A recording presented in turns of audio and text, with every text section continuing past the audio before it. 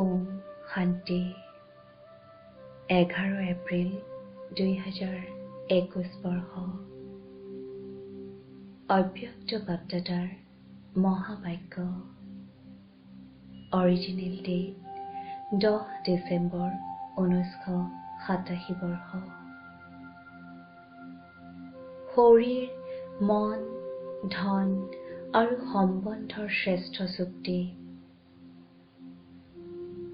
আজি সৰ্বসম্পদৰ সাগৰ ৰত্নাকৰ পিতাই নিজৰ সন্তানসকলক দেখি মিচিকিয়াই আছে যে সৰ্বসম্পদৰ ৰত্নাকৰ পিতাৰ সদাগৰ সন্তানসকল অৰ্থাৎ চুক্তি কৰোতাসকল কোন হয় আৰু কাৰ সৈতে চুক্তি কৰিছে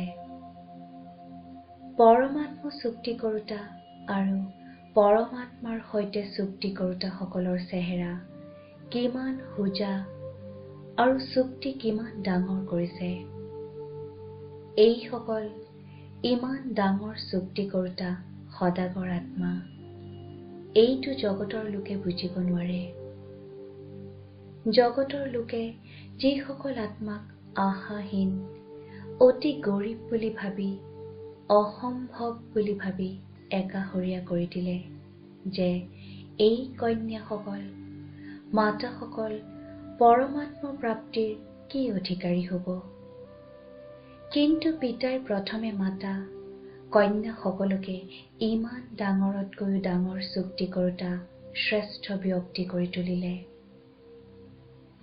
জ্ঞানৰ কলহ প্ৰথমে মাতা কন্যাসকলৰ ওপৰত ৰাখিলে গৰীব কন্যা জগদম্বাক নিমিত্ত যজ্ঞ মাতাৰ স্থান দিলে মাতাসকলৰ ওচৰত তথাপিও কিবা নহয় কিবা লুকুৱাই থোৱা সম্পত্তি থাকে কিন্তু কন্যাসকল মাতাসকলতকৈও গৰীব গতিকে পিতাই গৰীবতকৈও গৰীবসকলক প্ৰথমে সদাগৰ কৰি তুলিলে আৰু চুক্তি কিমান ডাঙৰ কৰিলে যে গৰীব কুমাৰীৰ পৰা জগত অম্বা তথা ধনৰ দেৱী লক্ষ্মী কৰি তুলিলে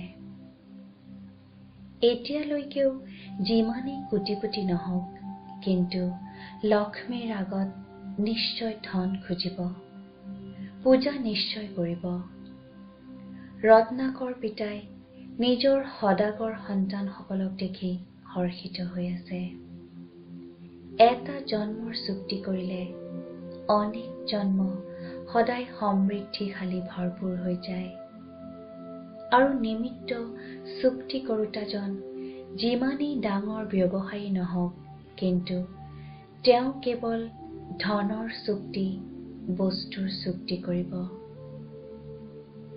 এজনী বেহদৰ পিতা আছে যিয়ে ধনৰো চুক্তি কৰে মনৰো চুক্তি কৰে শৰীৰৰো আৰু সদায় শ্ৰেষ্ঠ সম্বন্ধৰো চুক্তি কৰে এনেকুৱা কোনো দাতা দেখিছানে চাৰিওটা প্ৰকাৰৰে চুক্তি কৰিছা নহয় শৰীৰ সদায় সুস্থ হৈ থাকিব মন সদায় আনন্দিত ধনৰ ভঁৰাল ভৰপূৰ আৰু সম্বন্ধত নিস্বাৰ্থ স্নেহ আৰু নিশ্চয়তা আছে বৰ্তমানেও যিবোৰ মূল্যৱান বস্তু তাৰ নিশ্চয়তা দিয়ে 5 বছৰ 10 বছৰৰ নিশ্চয়তা দিব আৰু কি কৰিব কিন্তু ৰত্নাকৰ পিতাই কিমান সময়ৰ নিশ্চয়তা দিয়ে অনেক জন্মৰ নিশ্চয়তা দিয়ে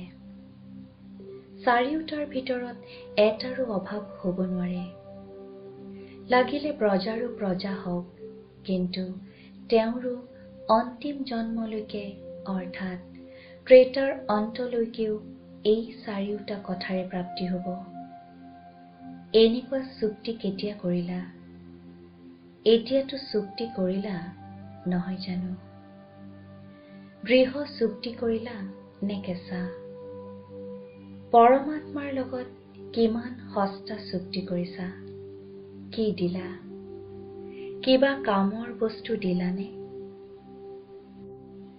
বিদেশীসকলে বাপদাদালৈ সদায় হৃদয়ৰ প্ৰতীক সাজি পঠিয়াই দিয়ে। পত্ৰ হৃদয়ৰ ছবিৰ ভিতৰত লিখিব, উপহাৰো হৃদয়ৰ পঠিয়াব। তেন্তে হৃদয় দিলা নহয়, কিন্তু কোনখন হৃদয় দিলা? এখন হৃদয় কিমান টুকুৰা হৈ পৰি আছিল। মা, পিতা, খুৰা, মামা, কিমান দীঘলীয়া তালিকা। যদি সম্বন্ধৰ তালিকা উলিওৱা, তেন্তে কলিযুগত কিমান দীঘলীয়া তালিকা হ'ব। এটা হৈছে সম্বন্ধত হৃদয় দিলা, দ্বিতীয়তে বস্তুবোৰতো হৃদয় দি দিলা। তেন্তে হৃদয় দিয়া বস্তু কিমান আছে, ব্যক্তি কিমান আছে। সকলোতে হৃদয় দি হৃদয়খনেই টুকুৰা টুকুৰা কৰি পেলালা। পিতাই অনেক টুকুৰা হৈ যোৱা হৃদয় এফালে জোৰা লগালে। তেন্তে দিলা কি আৰু লুলা কি? আৰু চুক্তি কৰাৰ বিধি কিমান সহজ। ছেকেণ্ডৰ চুক্তি নহয় জানো?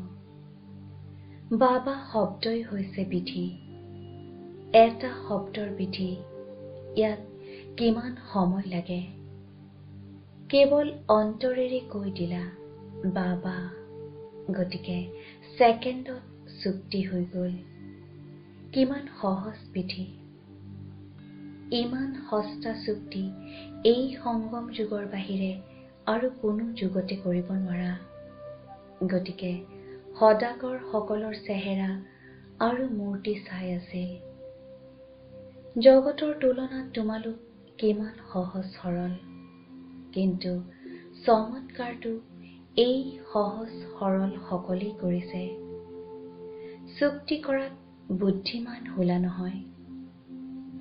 আজিকালিৰ ডাঙৰ ডাঙৰ প্ৰসিদ্ধ ধনৱানসকল ধন উপাৰ্জন কৰাৰ সলনি ধনৰ তত্বাৱধান লোৱাৰ বাবে বেমেজালিত পৰি আছে।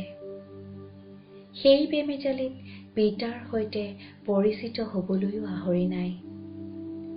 নিজক ৰক্ষা কৰাত, ধন ৰক্ষা কৰাত সময় অতিবাহিত হৈ যায়। যদিও বা বাদশ্বাহো হয়, কিন্তু চিন্তিত বাদশ্বাহ, কিয়নো তথাপিও কলা ধন আছে নহয়। সেইবাবে চিন্তিত বাদশ্বাহ। আৰু তোমালোক বাহিৰৰ পৰা কৰিহীন হোৱা, কিন্তু নিশ্চিন্ত বাদশ্বাহ হোৱা। ভিকহু হোৱা সত্ত্বেও বাদশ্বাহ। আৰম্ভণিতে কি বুলি স্বাক্ষৰ কৰিছিলা? ভিকহুৰ পৰা ৰাজকুমাৰ।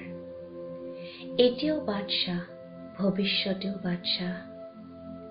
আজিকালি যিসকল 1 নম্বৰৰ বিশেষ ধনৱান ব্যক্তি আছে, তেওঁলোকৰ তুলনাত তোমালোকৰ ত্ৰেতাৰ অন্তৰ প্ৰজাসকলো বেছি ধনৱান হ'ব। আজিকালিৰ সংখ্যাৰ হিচাপত বিচাৰ কৰা, ধনটো সেয়াই হ'ব। আৰুহে অধিক মাটিত পোত গৈ থকা ধন ওলাব। গতিকে যিমান জনসংখ্যা সেই অনুসৰি ধনৰ বিতৰণ হৈছে। আৰু তাত সংখ্যা কিমান হ'ব, সেইটো হিচাপত চোৱা, তেন্তে ধন কিমান হ'ব। প্ৰজাৰো কোনো অপ্ৰাপ্ত বস্তু নাথাকে। তেন্তে বাদশ্বাহ নহ'লা জানো? বাদশ্বাহৰ অৰ্থ এইটো নহয় যে সিংহাসনত বহিব।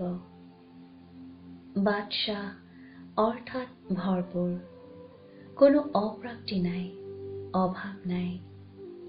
তেন্তে এনেকুৱা চুক্তি কৰিলানে, নে কৰি আছা? নতুবা এতিয়া ভাবি আছা?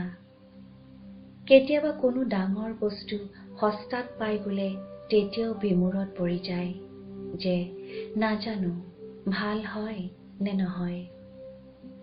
এনেকৈ বিমূৰতটো পৰি থকা নাই নহয়, কিয়নো ভক্তি মাৰ্গৰ সকলে সহজ কথাটিক ইমান কঠিন কৰি আৰু পাক চক্ৰত পেলাই দিলে যে আজিও পিতাক সেইটো ৰূপত বিচাৰি থাকে।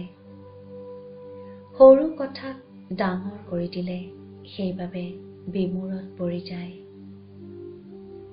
উচ্চতকৈ উচ্চ ভগৱান, তেওঁক লগ পোৱাৰ বিধিও দীঘলীয়া কৰি দিলে।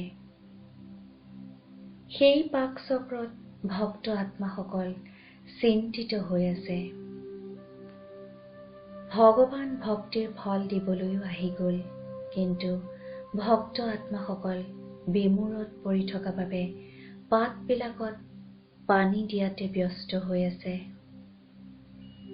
যিমানেই তোমালোকে সংবাদ নিদিয়া, তেতিয়া কি কয়, ইমান উচ্চ ভগৱান এনেকৈ সহজে আহিব, হ'বই নোৱাৰে। সেইবাবে পিতাই মিচিকিয়াই আছিল যে বৰ্তমান লাগিলে ভক্তিৰ প্ৰসিদ্ধই হওক, লাগিলে ধনৰ প্ৰসিদ্ধ হওক, লাগিলে যিকোনো বৃত্তিৰ প্ৰসিদ্ধ হওক, নিজৰেই কাৰ্যত ব্যস্ত হৈ আছে। কিন্তু তোমালোক সাধাৰণ আত্মাসকলে পিতাৰ সৈতে চুক্তি কৰি ললা। পাণ্ডৱসকলে দৃঢ় চুক্তি কৰিলা নহয়। ডবল বিদেশীসকল চুক্তি কৰাত বুদ্ধিমান। চুক্তিটো সকলোৱে কৰিলা, কিন্তু সকলো কথাত ক্ৰমানুসৰি হয়। পিতাইতো সকলোকে একেধৰণে সৰ্বসম্পদ দিলে, কিয়নো পিতা অন্তহীন সাগৰ হয়। পিতাই দিওঁতে ক্ৰমানুসৰি দিয়াৰ আৱশ্যকতাই নাই। যিদৰে আজিকালিৰ বিনাশকাৰী আত্মাসকলে কয় যে বিনাশৰ ইমান সামগ্ৰী তৈয়াৰ কৰিছে যে এনেকুৱা অনেক সৃষ্টি বিনাশ হৈ যাব পাৰে। পিতাইও কয় যে পিতাৰ ওচৰতো ইমান সম্পদ আছে যে গোটেই বিশ্বৰ আত্মাসকল তোমালোকৰ নিচিনা বুদ্ধিমান হৈ যদি চুক্তি কৰি লয়, তেতিয়াও অন্ত নহয়। যিমান তোমালোক ব্ৰাহ্মণৰ সংখ্যা, তাতকৈ আৰু পদম গুণো যদি আহি যায়, তেতিয়াও ল'ব পাৰে। ইমান প্ৰচুৰ সম্পদ আছে। কিন্তু লওঁতাসকলৰ মাজত ক্ৰম অনুসৰি হৈ যায়। খোলা অন্তৰেৰে চুক্তি কৰোতা সাহসী কিছু সংখ্যকহে ওলায়। সেয়েহে 2 প্ৰকাৰৰ মালাৰ পূজা হয়। ক'ত অষ্টৰত্ন আৰু ক'ত 16,000ৰ শেষৰজন। কিমান পাৰ্থক্য হৈ গল। চুক্তি কৰাৰ ক্ষেত্ৰতো একে নিচিনাই। অন্তিম নম্বৰৰ জনেও কয় বাবা, আৰু প্ৰথম নম্বৰৰ জনেও কয় বাবা। শব্দত পাৰ্থক্য নাই। চুক্তি কৰাৰ বিধিও একে ধৰণৰ, আৰু দিওঁতা দাতায়ো একেধৰণে দিয়ে। জ্ঞানৰ সম্পদ বা শক্তিৰ সম্পদ, যিবোৰ সংগমযোগী সম্পদৰ বিষয়ে জানা, সকলোৰে ওচৰত একেদৰেই আছে। কাৰোবাক সৰ্বশক্তি দিলে, কাৰোবাক এটা শক্তি দিলে, বা কাৰোবাক এটা গুণ, বা কাৰোবাক সৰ্বগুণ দিলে, এইটো পাৰ্থক্য নাই। সকলোৰে উপাধি একেটাই, আদি মধ্য অন্তৰ্জ্ঞাতা ত্ৰিকালদৰ্শী, মাষ্টৰ সৰ্বশক্তিমান। এনেকুৱা নহয় যে কোনোবা সৰ্বশক্তিমান হয়, কোনোবা কেৱল শক্তিমান হয়। নহয়, সকলোকে সৰ্বগুণ সম্পন্ন হবলগীয়া দেৱ আত্মা বুলি কয়, গুণমূৰ্ত বুলি কয়। সম্পদ সকলোৰে ওচৰত আছে। এমাহৰ পৰা অধ্যয়ন কৰোতাজনেও জ্ঞানৰ সম্পদ এনেকৈয়ে বৰ্ণনা কৰে, যিদৰে 50 বছৰীয়াজনে বৰ্ণনা কৰে। যদি এটি এটি গুণৰ ওপৰত, শক্তিৰ ওপৰত ভাষণ দিবলৈ কোৱা হয়, তেন্তে বহুত ভালকৈ ভাষণ দিব পাৰে। বুদ্ধিত আছে, সেইবাবেতো দিব পাৰে, নহয় জানো? তেন্তে সম্পদ সকলোৰে ওচৰত আছে। বাকী পাৰ্থক্য কি হৈ গল? 1 নম্বৰৰ সদাগৰে সম্পদক নিজৰ প্ৰতি মনন কৰি কাৰ্যত লগায়। সেই অনুভৱৰ কৰ্তৃত্বৰে অনুভৱী হৈ আনক বিলায়। কাৰ্যত লগোৱা অৰ্থাৎ সম্পদ বৃদ্ধি কৰা। এবিধ হ'ল কেৱল বৰ্ণনা কৰোঁতা, দ্বিতীয়বিধ হ'ল মনন কৰোঁতা। মনন কৰোঁতাই যাকেই দিয়ে তেওঁ স্বয়ং অনুভৱী হোৱাৰ কাৰণে আনকো অনুভৱী কৰি তুলিব পাৰে। বৰ্ণনা কৰোঁতাই আনকো বৰ্ণনা কৰোঁতা কৰি তোলে। মহিমা কৰি থাকিব কিন্তু অনুভৱী নহ'ব। স্বয়ং মহান নহ'ব কিন্তু মহিমা কৰোঁতা হ'ব। গতিকে ১ নম্বৰ অৰ্থাৎ মনন শক্তিৰে সম্পদৰ অনুভৱী হৈ অনুভৱী কৰি তোলোতা, অৰ্থাৎ আনকো ধনৱান কৰি তোলোতা। সেইবাবে তেওঁলোকৰ সম্পদ সদায় বাঢ়ি যায় আৰু সময় অনুসৰি নিজৰ প্ৰতি আৰু আনৰ প্ৰতি কাৰ্যত লগোৱাৰ বাবে সদায় সফলতা স্বৰূপ হৈ থাকে। কেৱল বৰ্ণনা কৰাসকলে আনকো ধনৱান কৰি তুলিব নোৱাৰিব আৰু নিজৰ প্ৰতিও সময় অনুসৰি যি শক্তি, যি গুণ, যি জ্ঞানৰ কথা প্ৰয়োগ কৰিব লাগে সেয়া সময়ত কৰিব নোৱাৰিব। সেয়েহে খাজনাৰ ভৰপূৰ স্বৰূপৰ সুখ আৰু দাতা হৈ দিয়াৰ অনুভৱ কৰিব নোৱাৰে। ধন থকা সত্বেও ধনেৰে সুখ আহৰণ কৰিব নোৱাৰে। শক্তি থকা সত্বেও সময়ত শক্তিৰ দ্বাৰা সফলতা প্ৰাপ্ত কৰিব নোৱাৰে। গুণ থকা সত্বেও সময়ত সেই গুণ কামত প্ৰয়োগ কৰিব নোৱাৰে। কেৱল বৰ্ণনা কৰিব পাৰে। ধন সকলোৰে আছে, কিন্তু ধনৰ সুখ সময়ত আহৰণ কৰিলে অনুভৱ হয়। যিদৰে বৰ্তমান সময়তো কোনো বিনাশী ধনৱানৰ ওচৰতো ধন বেংকত থাকিব, আলমাৰীত থাকিব বা তুলিৰ তলত থাকিব। নিজেও কাৰ্যত প্ৰয়োগ নকৰিব, আনকো প্ৰয়োগ কৰিবলৈ নিদিব। নিজেও লাভ নল'ব, আনকো লাভ ল'বলৈ নিদিব।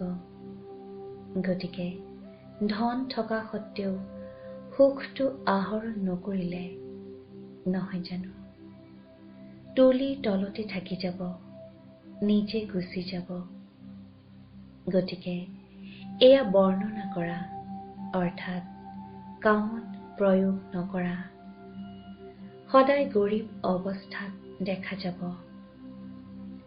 এই ধনো যদি নিজৰ প্ৰতি আৰু আনৰ প্ৰতি সময়ত কামত প্ৰয়োগ নকৰে, কেৱল বুদ্ধিত ৰাখে, তেন্তে নিজেও অবিনাশী ধনৰ নিচাত আনন্দত নাথাকে, আনকো থাকিবলৈ দিব নোৱাৰে।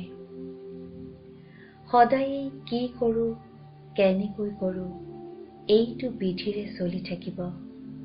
সেয়েহে দুধাৰী মালা হৈ যায়। তেওঁলোক মনন কৰোঁতা, তেওঁলোক কেৱল বৰ্ণনা কৰোঁতা। কেনেকুৱা সদাগৰ হোৱা, ১ নম্বৰৰ নে ২ নম্বৰৰ? এই সম্পদৰ চৰ্ত হৈছে যিমান আনক দিবা, যিমান কাৰ্যত প্ৰয়োগ কৰিবা, সিমানেই বাঢ়িব। বৃদ্ধি কৰাৰ বিধি হৈছে এইটো। এই ক্ষেত্ৰত বিধি পালন নকৰাৰ বাবে নিজৰো বৃদ্ধি নহয় আৰু আনৰ সেৱা কৰাটো বৃদ্ধি নহয়। সংখ্যাৰ বৃদ্ধিৰ কথা কোৱা নাই, সম্পন্ন কৰি তোলাত বৃদ্ধি। বহুত বিদ্যাৰ্থী গণনাত সংখ্যাতটো আহে, কিন্তু এতিয়াও কৈ থাকে বুজি নাপাওঁ যোগ কি হয়, পিতাক স্মৰণ কেনেকৈ কৰোঁ, এতিয়া শক্তি নাই।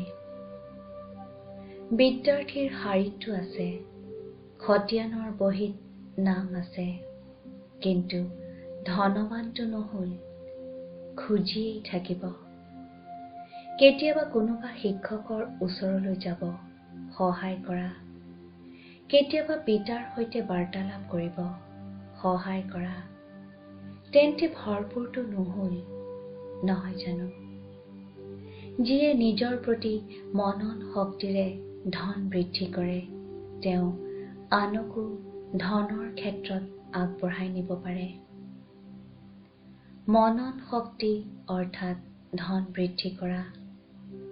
গতিকে ধনৱানৰ আনন্দ, ধনৱানৰ সুখ অনুভৱ কৰা। বুজিলা? মনন শক্তিৰ মহত্ব বহুত। আগতেও অলপ ইংগিত দিয়া হৈছে। মনন শক্তিৰ আৰু মহত্ব আগলৈ শুনাম। পৰীক্ষা কৰাৰ কাম দি থাকে।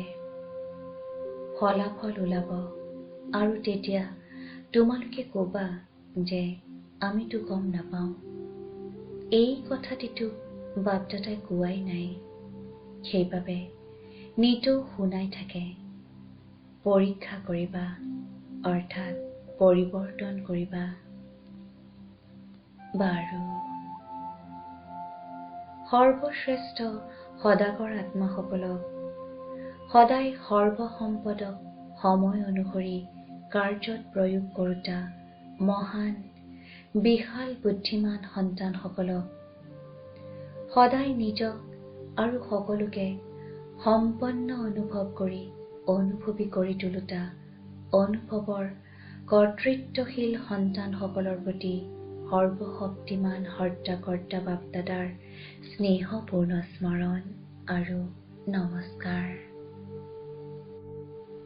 পূব মণ্ডলৰ ভাতৃভগ্নীসকলৰ সৈতে অব্যক্ত বাপদাদাৰ মিলন। পূব দিশত সূৰ্য উদয় হয় নহয় জানো? গতিকে পূব মণ্ডল অৰ্থাৎ সদায় জ্ঞান সূৰ্য উদয় হৈয়ে আছে। পূব মণ্ডলৰ সকল অৰ্থাৎ সদায় জ্ঞান সূৰ্যৰ প্ৰকাশৰ দ্বাৰা প্ৰত্যেক আত্মাক প্ৰকাশিত কৰোতা, অন্ধকাৰ সমাপ্ত কৰোতা। সূৰ্যৰ কাম হ'ল অন্ধকাৰ নাশ কৰা। গতিকে তোমালোক সকলো মাষ্টৰ জ্ঞান সূৰ্য অৰ্থাৎ চাৰিওফালৰ অজ্ঞানতা নাশ কৰোতা হোৱা নহয়। সকলো এইটো সেৱাতে ব্যস্ত হৈ থাকানে নে নিজৰ বা প্ৰবৃত্তিৰ পৰিস্থিতিৰ বেমেজালিত আবদ্ধ হৈ থাকা? সূৰ্যৰ কাম হ'ল প্ৰকাশ দিয়াৰ কাৰ্যত ব্যস্ত হৈ থকা। লাগিলে প্ৰবৃত্তিতে থাকা, কোনো ব্যৱহাৰতে থাকা বা কোনো পৰিস্থিতিয়েই সন্মুখত আহক, কিন্তু সূৰ্যই প্ৰকাশ নিদিয়াকৈ থাকিব নোৱাৰে। গতিকে এনেকুৱা মাষ্টৰ জ্ঞান সূৰ্য হোৱানে নে কেতিয়াবা বিমূৰত পৰি যোৱা? প্ৰথম কৰ্তব্য হ'ল জ্ঞানৰ প্ৰকাশ দিয়া। যেতিয়া এইটো স্মৃতিত থাকে যে পৰমাৰ্থৰ দ্বাৰা ব্যৱহাৰ আৰু পৰিয়াল দুয়োকে শ্ৰেষ্ঠ কৰি তুলিব লাগে, তেতিয়া এইটো সেৱা স্বতঃ হয়।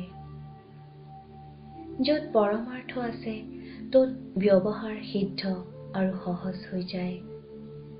আৰু পৰমাৰ্থৰ ভাৱনাৰে পৰিয়ালতো সঁচা প্ৰেম একতা স্বতঃ আহি যায়। গতিকে পৰিয়ালো শ্ৰেষ্ঠ আৰু ব্যৱহাৰো শ্ৰেষ্ঠ। পৰমাৰ্থই ব্যৱহাৰৰ পৰা একাষৰীয়া নকৰে। পৰমাৰ্থ কাৰ্যত ব্যস্ত থাকিলে পৰিয়াল আৰু ব্যৱহাৰত আৰুহে অধিক সহায় পোৱা যায়। সেয়েহে পৰমাৰ্থত সদায় আগবাঢ়ি গৈ থাকা। নেপাল নিবাসীসকলৰ প্ৰতীকতো সূৰ্য দেখুৱাই নহয়। এনেয়ে ৰজাসকলৰ ভিতৰত সূৰ্যবংশী ৰজাসকল প্ৰসিদ্ধ হয়, শ্ৰেষ্ঠ বুলি মান্যতা দিয়া হয়। গতিকে তোমালোকো মাষ্টৰ জ্ঞান সূৰ্য সকলোকে প্ৰকাশ দেউতা হোৱা। ভাল বাৰু। বৰদান। সংগম যুগত প্ৰতিটো কৰ্ম কলাৰ ৰূপত কৰোতা 16 কলা সম্পন্ন হোৱা। সংগম যুগ বিশেষ কৰ্মৰূপী কলা প্ৰদৰ্শন কৰাৰ যুগ, যাৰ প্ৰতিটো কৰ্ম কলাৰ ৰূপত হয়। তেওঁৰ প্ৰতিটো কৰ্ম বা গুণৰ গায়ন হয়। 16 কলা সম্পন্ন অৰ্থাৎ সকলো চাল চলন সম্পূৰ্ণ কলাৰ ৰূপত দেখা দিয়ক। এয়াই সম্পূৰ্ণ স্থিতিৰ লক্ষণ। যিদৰে সাকাৰত বাৰ্তালাপ চলন সকলোতে বিশেষত্ব দেখিলা, গতিকে এয়া কলা হৈ গল। উঠা বহাৰ কলা, চোৱাৰ কলা, চলনৰ কলা আছিল। সকলোতে উপৰাম অৰ্থাৎ অনাসক্ত ভাৱ আৰু বিশেষত্ব আছিল। গতিকে এনেকৈ পিতাক অনুসৰণ কৰি 16 কলা সম্পন্ন হোৱা। শ্লোগান: শক্তিশালী তেওঁ, যিয়ে ততালিকে চিনাক্ত কৰি মীমাংসা কৰি দিয়ে। ওম শান্তি।